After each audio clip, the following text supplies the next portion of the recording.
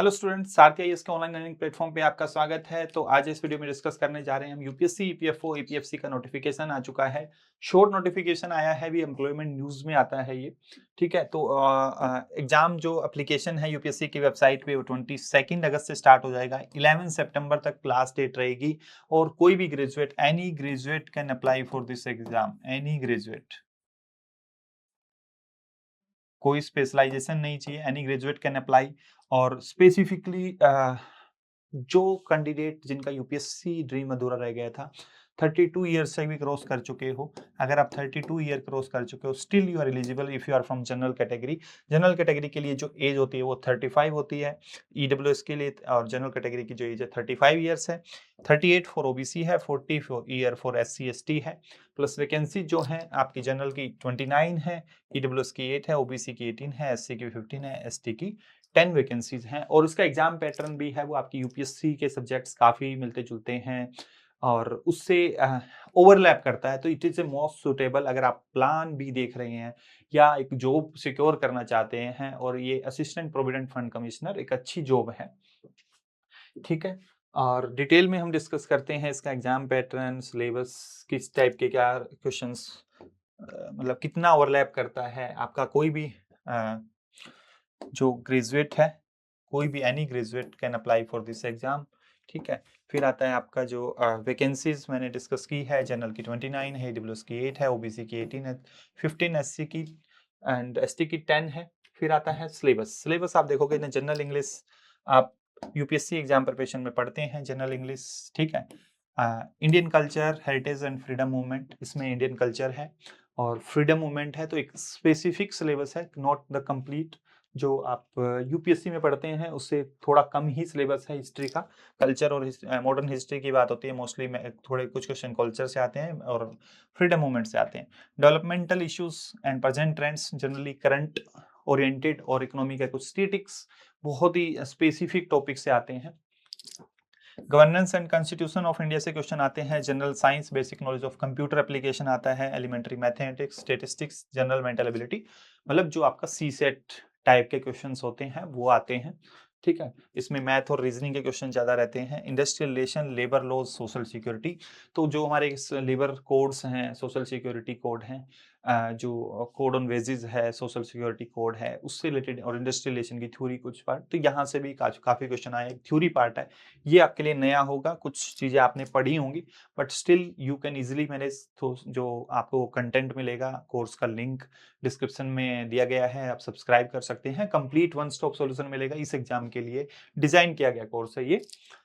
Principle of accountancy, auditing and insurance, syllabus ज्यादा नहीं है इसका, easily can learn, come time में भी आप सीख सकते हैं, इससे भी क्वेश्चंस आते हैं, तो you can easily learn this topics. मतलब ये आपके लिए नए होंगे दो टॉपिक। ठीक है, current events of national international importance, ये आप पढ़ते ही हैं। करंट इवेंट्स नेशनल इंपॉर्टेंस, जैसे यूपीएससी का स्टैंडर्ड पैटर्न है। कुछ चीजें जैसे कि इसमें थोड़ा सा अवार्ड, स्पोर्ट्स न्यूज, आजकल तो स्पोर्ट्स न्यूज कई बार यूपीएससी में भी पूछी गई है, तो इस तरह की न्यूज बस एडिशनल होंगी। बाकी आप जो जनरल जैसे बाकी यूपीएससी एग्जाम्स के लिए, मतलब यूपीएससी सीएससी के लिए आप प्रिपेयर करते हैं, तो उसी टाइप का करंट अफेयर, और वो आप ऑलरेडी पढ़ते हैं, तो आपकी हैबिट है, तो बहुत सारी चीजें आपकी ऑलरेडी प्रिपेयर्ड है, बट कुछ सब्जेक्ट्स हैं बस आपको एक्स्ट्रा करने हैं या रिवीजन करना है, तो वन स्टॉप सॉल्यूशन ये कोर्स अवेलेबल रहेगा। लिंक डिस्क्रिप्शन में दिया गया है, तो आप सब्सक्राइब कर सकते हैं। ठीक है, पेपर का पैटर्न क्या रहेगा, ये सारे 120 क्वेश्चन आएंगे 300 मार्क्स का। ठीक है, 120 क्वेश्चन आएंगे 300 मार्क्स का, मिक्स रहेगा, जिसमें से सबसे ज्यादा मैक्सिमम जो वेटेज रहती है आपकी इंग्लिश, आपका करंट अफेयर,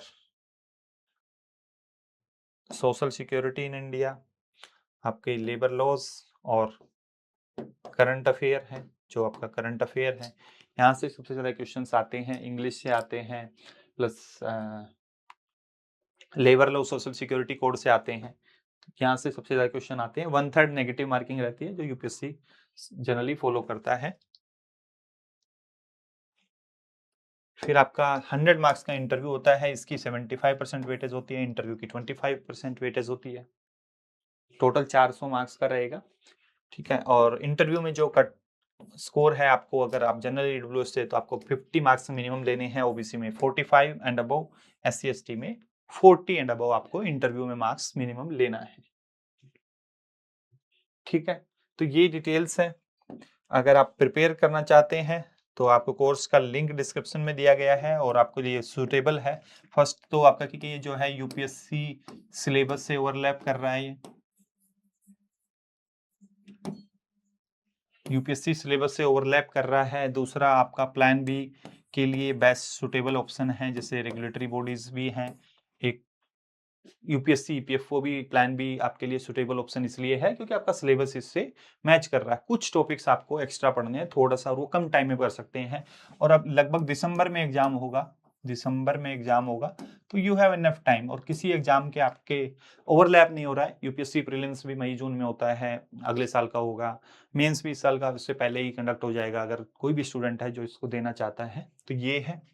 और बाकी कोर्स, अगर आपको वन स्टॉप सॉल्यूशन चाहिए या सिलेक्टिव जैसे कुछ सब्जेक्ट्स हैं कि आपको जैसे industrial relation, labour law, social security ये पढ़ना है, तो ये भी एक ऑप्शन अवेलेबल रहेगा। तो लिंक आपका डिस्क्रिप्शन में दिया गया है। इकोनॉमिकल प्राइसेस रहेंगे, आप सब्सक्राइब कर सकते हैं, और हम गाइडेंस भी देते रहेंगे रेगुलर कि आपको किस सब्जेक्ट का कैसे प्रिपेयर करना है।